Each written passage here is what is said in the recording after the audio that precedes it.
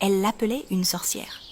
Elle disait qu'elle avait volé tout l'amour et toute l'affection que leurs parents leur donnaient. « Nous devons la tuer, dit Nema. « Enterrons-la vivante, ajouta Kelly.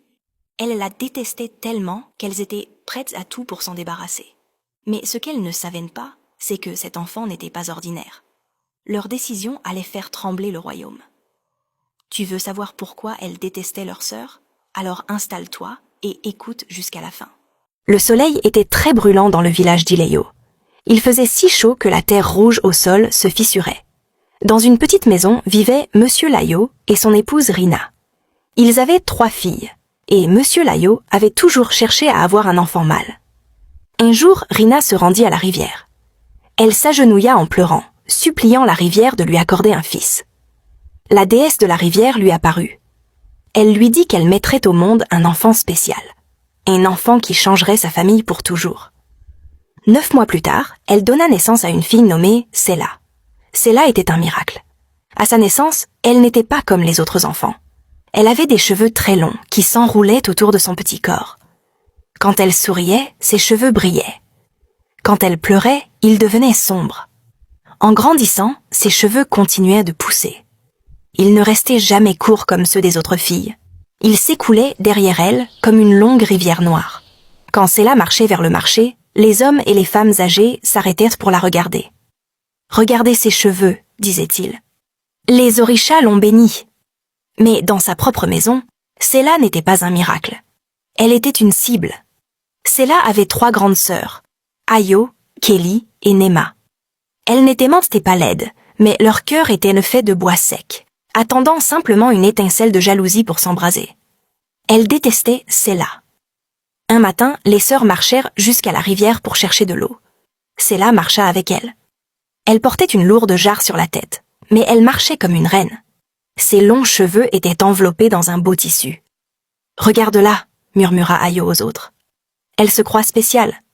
Elle ne frotte même pas les sols comme nous. »« Mère a trop peur qu'elle trébuche à cause de ses cheveux, » dit Kelly, les yeux remplis de colère. « Ce n'est pas juste.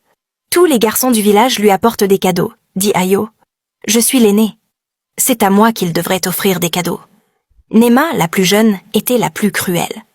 Père et mère l'aiment plus que nous. Ils lui donnent le plus gros morceau de viande dans la soupe. Ils lui donnent le meilleur endroit pour dormir. Tant qu'elle est en vie, nous n'aurons rien. Nous devons la faire disparaître. Sela sentait la mauvaise énergie dans la maison. Elle essayait d'être très très gentille. Elle faisait le travail de ses sœurs. Elle leur donnait ses jolies perles. Mais plus elle était gentille, plus elle la détestait. Un après-midi, le soleil était si brûlant que même les lézards dormaient sous les rochers. Son père était au champ. Sa mère était au marché. Les 3 sœurs allèrent trouver Sela. « Sela, » dit Ayo d'une voix douce comme du sucre, mais fausse. « Nous sommes allés dans la brousse hier. Nous avons trouvé un endroit secret avec de grandes fleurs rouges. Tu pourrais les mettre dans tes cheveux pour être jolie pour maman. » Les yeux de Sela s'illuminèrent. « Vraiment? Vous avez trouvé des fleurs pour moi? »« Oui, » répondit Nema, tenant un panier.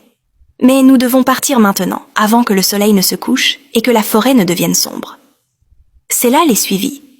Elles s'éloignèrent du village. Elles dépassèrent les chèvres. Elles dépassèrent les maisons. Bientôt, la forêt devint très dense. Les arbres étaient grands, les feuilles partout. L'air sentait la terre humide. Sela commença à avoir un peu peur. « C'est très loin, » murmura-t-elle. Elle serrait ses longs cheveux pour éviter qu'ils ne s'accrochent aux épines. « Encore un peu, » rit Kelly, mais son rire sonnait méchant. Elles arrivèrent dans un endroit couvert d'herbes vertes et jaunes. Au milieu se trouvait un grand trou, un trou très profond. Les sœurs avaient repassé 3 jours à le creuser en secret. Elles avaient travaillé dur parce qu'elles détestaient Sela. Le trou était sombre et froid. « Où sont les fleurs ?» demanda Sela en se penchant pour regarder. Les 3 sœurs s'arrêtèrent. Elles se retournèrent. Leurs visages n'étaient plus doux. Leurs yeux étaient rouges de colère. « Il n'y a pas de fleurs !» cria Ayo. Elle attrapa violemment les longs cheveux de Sela. Sela cria. « Tu te crois une reine ?» hurla Nema. Elle poussa Sela à l'épaule.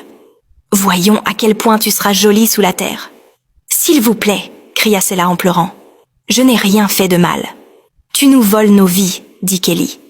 Les 3 sœurs posèrent leurs mains sur Sela et la poussèrent violemment. Sela tomba dans l'obscurité. Elle cria en chutant.